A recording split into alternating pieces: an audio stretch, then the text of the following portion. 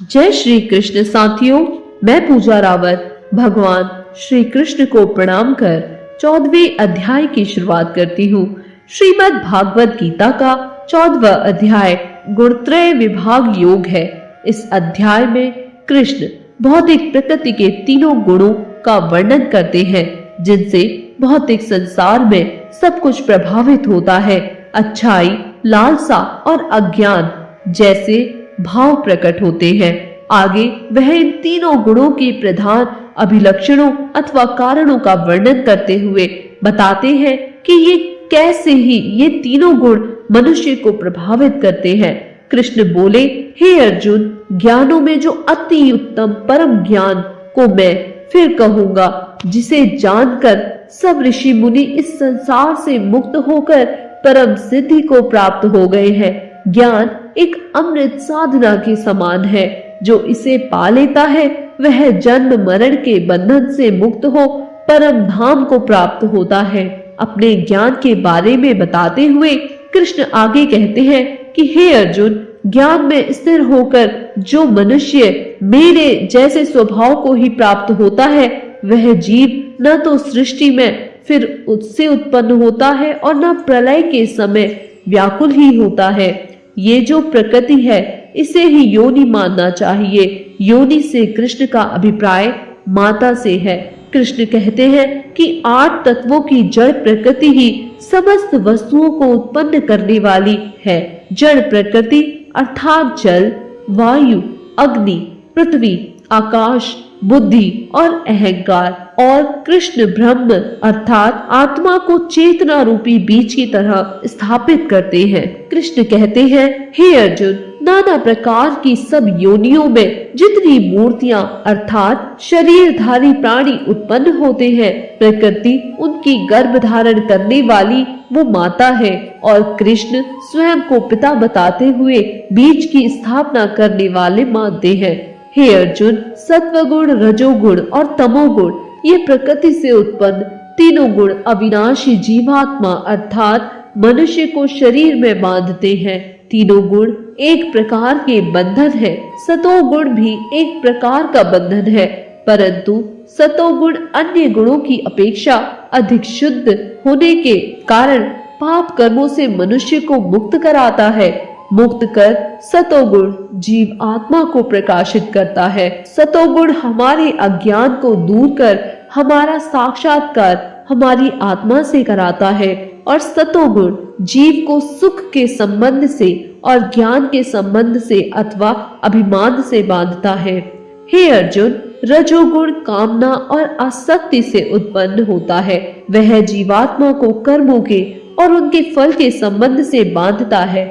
इसके विपरीत सब देहाभिमानियों को मोहित करने वाले तमोगुण को तो अज्ञान को उत्पन्न करने वाला मान वह इस जीवात्मा को आलस्य और निद्रा के द्वारा बांधता है। हे अर्जुन, सत्वगुण सुखों के बंधन से बांधता है, और रजोगुण कामनाओं और कर्म के बंधन से तथा फल की कामना करता है, तथा तमोगुण तो ज्ञान को ढककर प्रमाद में लगाता है। ये तीनों ही सात्विक गुण, राजसिक गुण तथा तमोगुण बंधन मात्र है, लेकिन सत, रज, तम होते तो एक ही स्थान अर्थात मनुष्य के अंदर ही होते हैं, तो अलग अलग कैसे बढ़ते हैं? यहाँ कृष्ण अर्जुन को बताते हैं कि हे अर्जुन, रजोगुण और तमोगुण को दबाकर सत्वगुण और सत्वगुण और तमोगुण को दबाकर रजोगुण हर गुण बाकी दोनों गुणों को दबाकर स्वयं को बढ़ाने की कोशिश करता है। किस समय मनुष्य की देह में कौन सा गुण हावी है, यह जानने के लिए कृष्ण बताते हैं, जिस समय अंतर्मन में चेतना और विवेक शक्ति उत्पन्न होती है, उस समय ऐसा जानना चाहिए कि सत्व गुण बढ़ा है। हे अर्जुन, रजोगुण के बढ़ने पर मनुष्य के मन में किसी वस्तु का लालच उत्पन्न होना, स्वार्थ की कामना से कर्मों को सकाम भाव से आरंभ करना, अशांति और विषय भोगों की लालसा, ये सब उत्पन्न होते हैं। और हे अर्जुन, तमोगुण के बढ़ने पर अंतर आत्मा व इंद्रियों में अप्रकाश, कर्तव्य कर्मों में अप्रवृत्ति और प्रमाद अर्थात नींद, आलस्य आदि की उत्पत्ति होती है। जब यह जीव सत्व गुण के बढ़ने के समय मृत्यु को प्राप्त होता है, तब उत्तम कर्म करने वाले निर्मल स्वर्ग आदि लोगों को प्राप्त होते हैं। रजोगुण के बढ़ने पर मृत्यु को प्राप्त होने वाला कर्मों के फल के लिए कार्य करने वाले मनुष्यों में उत्पन्न होता है, तथा तमोगुण के बढ़ने पर मरा हुआ मनुष्य, कीट, पशु आदि मूढ़ योनियों में उत्पन्न होता है। सतोगुण में जो कर्म किए जाते हैं उनका फल शुभ होता है। सात्विक कर्मों का फल भी शुभ और सात्विक होता है, वो फल जो ज्ञान से भरा होता है। रजोगुण में किए गए कर्म का फल दुख होता है। जब लोभ होता है तो उस सुख की कामना न होकर अशांति रहती है, वो दुख में ही होते हैं। सत्वगुण से ज्ञान उत्पन्न होता है और रजोगुण से लालच तथा तमोगुण से प्रमोद और मोह उत्पन्न होता है, जो अज्ञानता का प्रतीक है। सत्वगुण में स्थित पुरुष स्वर्ग आदि उच्च लोकों को जाते हैं। रजोगुण में स्थित राजस पुरुष मध्य में अर्थात मनुष्य लोक में ही रहते हैं और तमोगुण के कार्य रूप निद्रा, प्रमाद और आलस्य आदि में स्थित तामस पुरुष अधोगति को अर्थात कीट, पशु आदि नीच योनियों को तथा नरकों को प्राप्त होते हैं।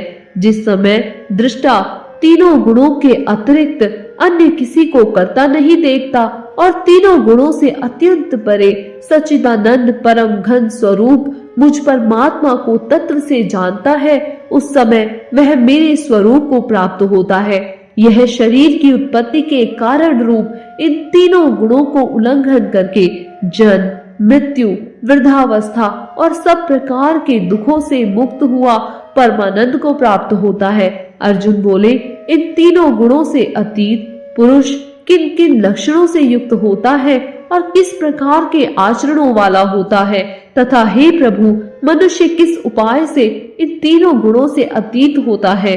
श्री भगवान बोले, हे अर्जुन, जो पुरुष सत्व गुण के कार्य रूप प्रकाश को और रजोगुण के कार्य रूप प्रवृत्ति को तथा तमोगुण के कार्य रूप मोह को भी न तो प्रवृत्त होने पर उनसे द्वेष करता है और न निर्वृत्त होने पर उनकी आकांक्षा करता है, जो साक्षी के सदृश्य स्थित हुआ गुणों के द्वारा विचलित नहीं किया जा सकता और गुण ही गुणों में बरतते हैं, ऐसा समझता हुआ जो सच्चिदानंद घन परमात्मा में एक ही भाव से स्थित रहता है और स्थिति से कभी विचलित नहीं होता, जो निरंतर आत्म भाव में स्थित दुख सुख को समान समझने वाला, मिट्टी, पत्थर और स्वर्ण में समान भाव वाला ज्ञानी, प्रिय और अप्रिय को एक सा मानने वाला और अपनी निंदा स्तुति में भी समान भाव रखने वाला, जो मान और अपमान में सम हो अर्थात एक जैसा हो,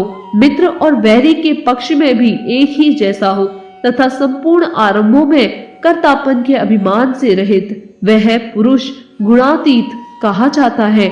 और जो पुरुष अव्यभिचारी भक्ति योग के द्वारा मुझको निरंतर भजता है, वह भी इन तीनों गुणों को भली भांति लांघ कर सच्चिदानंद घन ब्रह्म को प्राप्त होने के लिए योग्य बन जाता है, क्योंकि उस अविनाशी परम ब्रह्म का और अमृत का तथा नित्य धर्म का और अखंड एक रस आनंद का आश्रय मात्र मैं हूँ।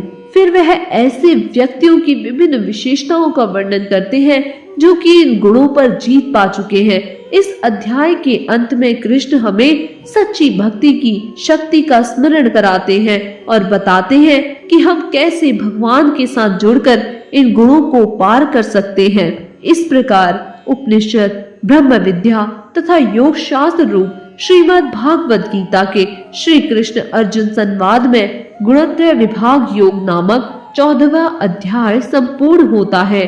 धन्यवाद।